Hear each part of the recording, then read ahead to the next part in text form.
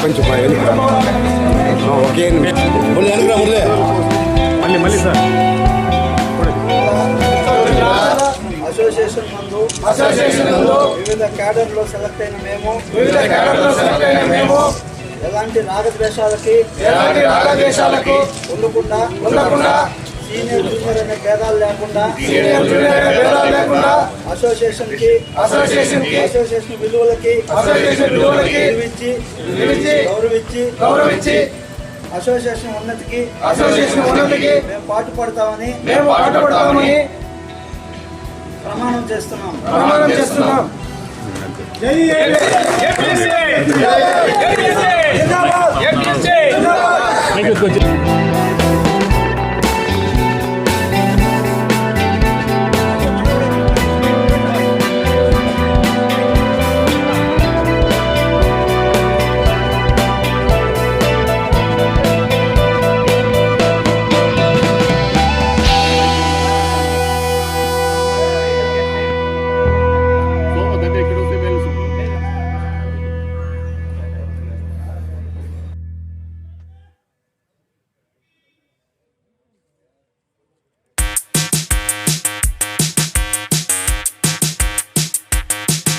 అందరికీ నమస్కారం.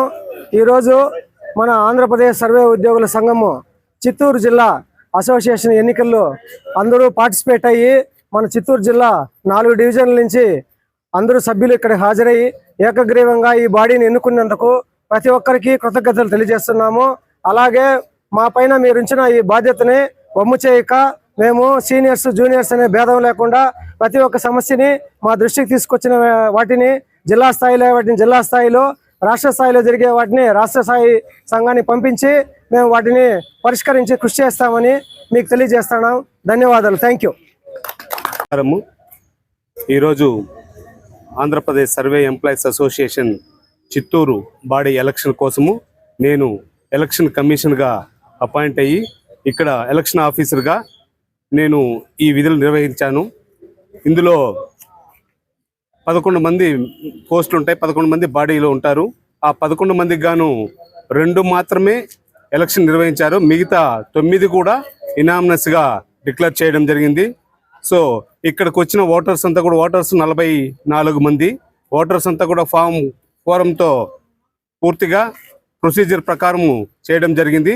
ఈ ప్రొసీజర్లో 11 మందిలో 9 మంది ఇనామినస్, మిగతా 2 అంటే వైస్ ప్రెసిడెంట్ సెక్రటరీ ఎలక్షన్ ద్వారా నిర్వహించబడి సో ఎలక్షన్ని డిక్లేర్ చేస్తూ 11 మంది యొక్క ఆ లిస్టు ఇవ్వడం జరిగింది.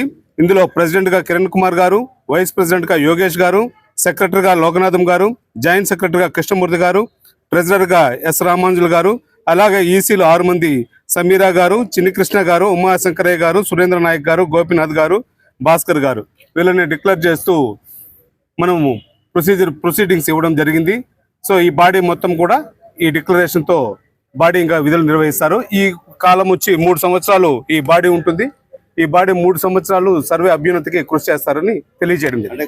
ఇది వచ్చి ఓన్లీ చిత్తూరు జిల్లా, కొత్తగా వచ్చిన జిల్లా చిత్తూరు. 32 మండలాలు చిత్తూరు కొత్త జిల్లా. అలాగే ఎలక్షన్ ఆఫీసర్ 2వ వ్యక్తిగా బి చరణ్ గారు, ఇద్దరం కలిసి ఇది నిర్వహించడం జరిగింది.